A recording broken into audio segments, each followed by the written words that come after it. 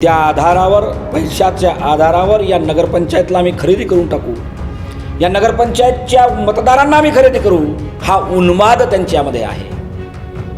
शाळेसारख्या एका मंदिराला राजकारणाचा अड्डा या सालेकशामध्ये भारतीय जनता पक्षाच्या नगराध्यक्षपदाच्या उमेदवारांनी केलेला आहे.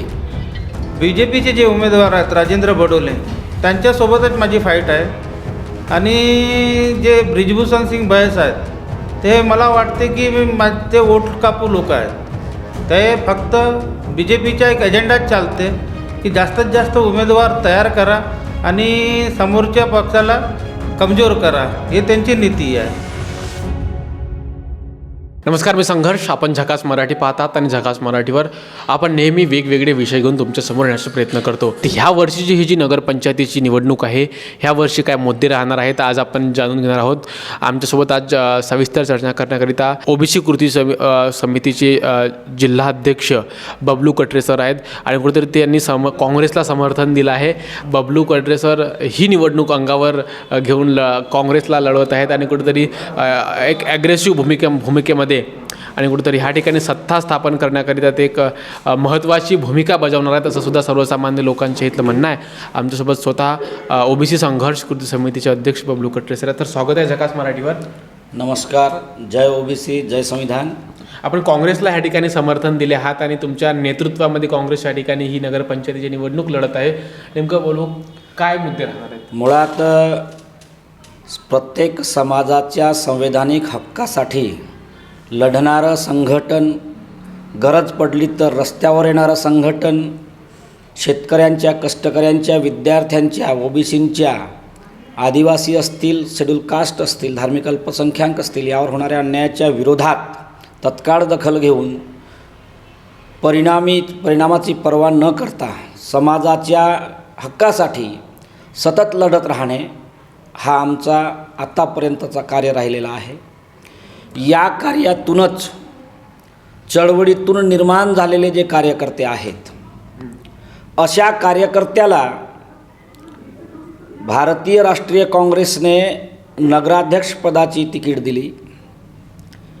असे जाणते कार्यकर्ते समाजाचे हक्क काय आहेत, त्यांची पूर्तता कशी होईल या दृष्टिकोनातून सेवाभावासाठी तयार असलेले, समाजाच्या मुक्तीमध्ये माझी वैयक्तिक मुक्ती आहे ही भावना लक्षात घेऊन जे कार्यकर्ते राजकारणामध्ये येतात, कारण की राजकारणाशिवाय लोकशाहीमध्ये गरजा पूर्ण करण्यासाठी, सुविधा उपलब्ध करण्यासाठी दुसरा मार्ग नाही.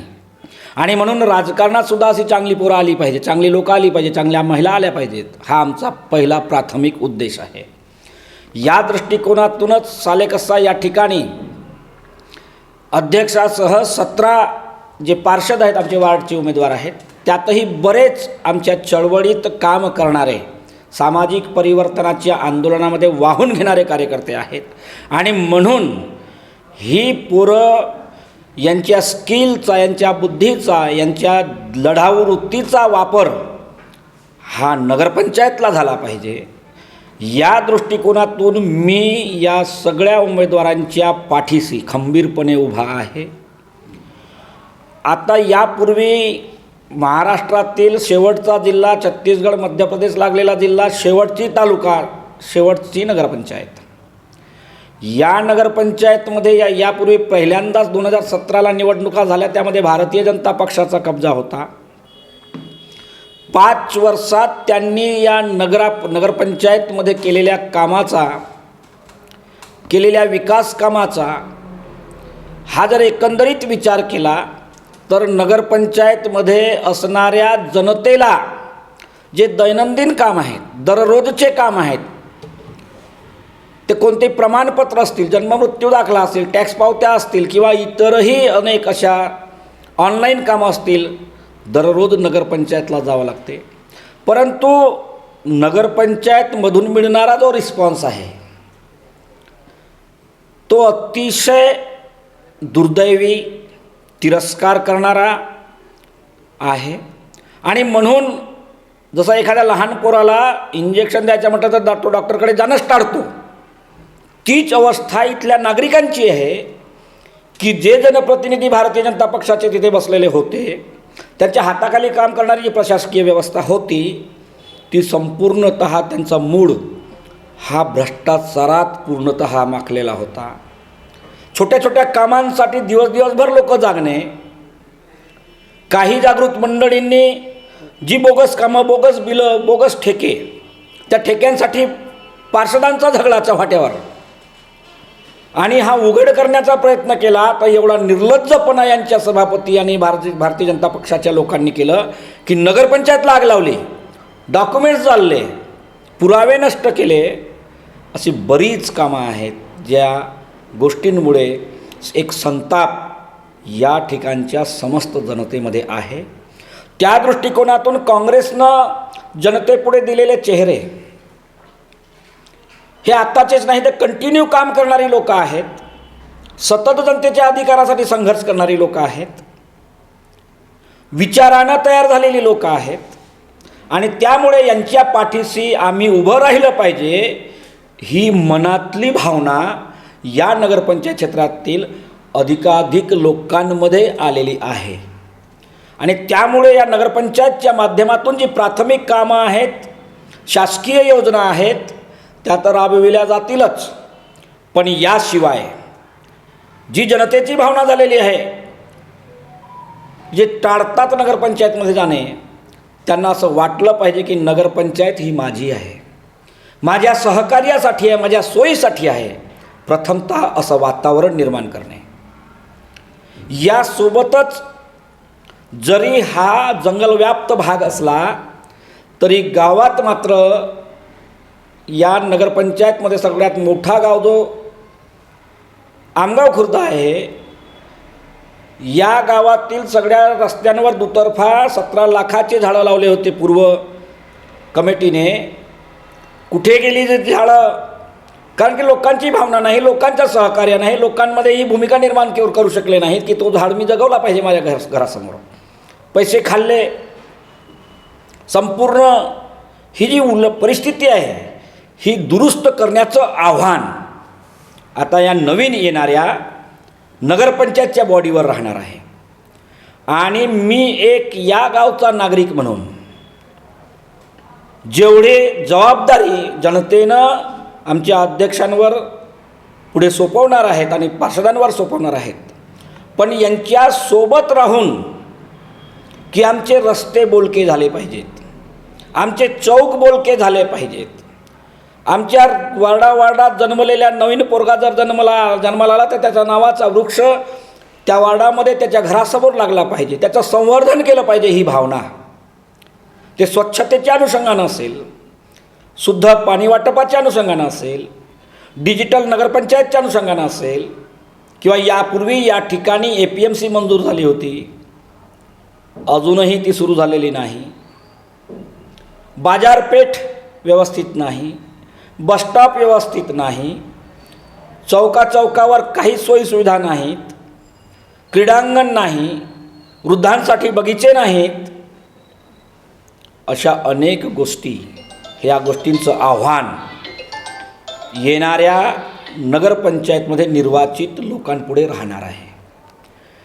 या गोष्टीची पूर्तता आमच्या लोकांनी, ते पदावर गेलेल्या लोकांनी केलीच पाहिजे, यावर माझा नियमित वाच राहणार आहे. आणि यासाठी मला विश्वास आहे की जे उमेदवार पुढे आहेत ते विचारातून, चळवळीतून, सेवेची भावना ठेवून तयार झालेले आहेत. यांच्यामार्फत आपल्याला या सगळ्या गोष्टी करून घ्यायच्या आहेत. आणि ते संस्कार आहेत. नगराध्यक्षपदाचे जे आमचे विजय फुंडे हे उमेदवार आहेत, यांचे वडील तालुक्यातील सर्वात मोठी ग्रामपंचायत ही आमगाव खुर्द ग्रामपंचायत होती. या आमगाव खुर्द ग्रामपंचायतचे सतत 15 वर्ष निर्विवादपणे सरपंच होते. जिथे उपलब्ध असतील तिथे लोकांची कामं करणारा स्वभाव, या गोष्टीचा सुद्धा फायदा, त्या संस्काराचा फायदा आज आमच्या उमेदवाराला भेटतो आहे. आणि त्या दृष्टिकोनातून या विरोधात जे भारतीय जनता पक्षाचं आमदार, सत्तेची मस्ती, सत्तेतून मिळालेला पैसा, दुसरे त्यांचे जे उमेदवार आहेत ते शिक्षण महर्षी स्वतःला म्हणून घेत आहेत. इथे अनेक लोकांच्या शिक्षण महर्षीच्या गोंदिया एज्युकेशन शाळा आहे, अग्रवाल साहेबांची शाळा आहे, सालेकसा हायस्कूल आहे, आदरणीय भरतभाऊंच्या काळामध्ये आणलेला ITI आहे. पण या एकाही या शिक्षणाच्या मंदिरामध्ये अवैध कामं चाललेली नाहीत. परंतु गेली काही वर्षापासून जो माणूस जावई म्हणून या गावात आला, पण सत्ता लोलुपता, सत्ता चाटुगिरी यातून एक शैक्षणिक मोठा प्रस्थ आणि तोही अनियमितता असलेला, एकाच शाळांमध्ये वेगवेगळे विद्यार्थी, शेड्यूल कास्ट, शेड्यूल ट्राईब, आश्रमशाळा वेगवेगळ्या, आणि तेच ती पुरं दाखवायची आणि अनुदान लाटायचं. नोकऱ्यांच्या नावावर लोकांकडून पैसे उकळायचे. त्या आधारावर, पैशाच्या आधारावर या नगरपंचायतला आम्ही खरेदी करून टाकू, या नगरपंचायतच्या मतदारांना आम्ही खरेदी करू, हा उन्माद त्यांच्यामध्ये आहे. शाळेसारख्या एका मंदिराला राजकारणाचा अड्डा या सालेकशामध्ये भारतीय जनता पक्षाच्या नगराध्यक्षपदाच्या उमेदवारांनी केलेला आहे.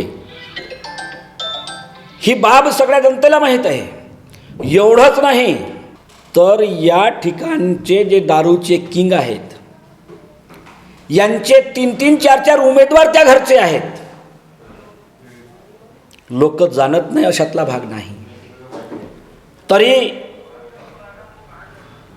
रात्र वैर्याची आहे, आम्हाला सावध राहणं गरजेचं आहे. एका बाजूला धनबल, सत्तेचा बळ, दाढ दपटसाई, आमदारांची दाढ दपटसाई की मी असं करेन, मी तसं करेन, मी तुमचा शंकर मडावी करेन तर मी तुमचा परशुराम फुंडे करेन, अशा पद्धतीचं दपटसाई त्या ठिकाणी सुरू आहे. पण तरी मला विश्वास आहे की या सगळ्या गोष्टींचा विचार करून जनता येत्या 2 तारखेला उत्तर देईल. बरं, आमच्यासोबत नगराध्यक्षपदाचे काँग्रेसचे उमेदवारसुद्धा आहेत. भाऊ, काय सांगाल? बबलू भाऊ तुमच्यासोबत आहेत, तुम्ही त्यांच्या नेतृत्वामध्ये आपण निवडणूक लढत आहात. नेमका कसा फायदा आहे यांच्या संघटनेच्या आणि त्या संघटनेत तुम्ही काम करत आहात, कसा झाला आहे आणि एकंदरीत काय मुद्दे आहेत, लोकांचा काय कौल आहे? आम्ही भाऊसोबत चळवळीत काम करणारे लोक आहोत.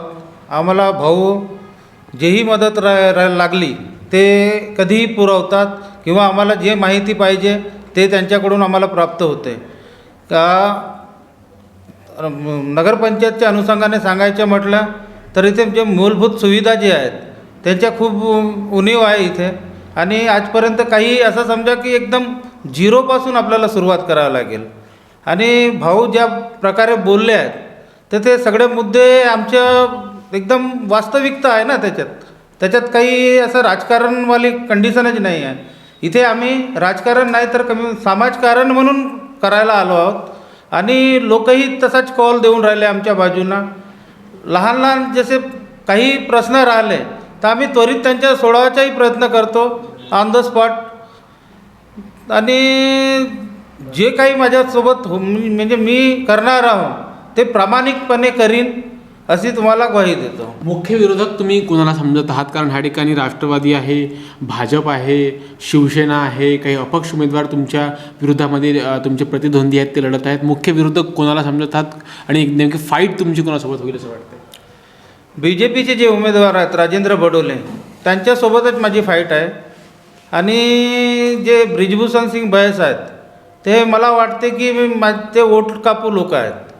ते फक्त BJPचा एक एजेंडाच चालते की जास्तीत जास्त उमेदवार तयार करा आणि समोरच्या पक्षाला कमजोर करा, हे त्यांची नीती आहे.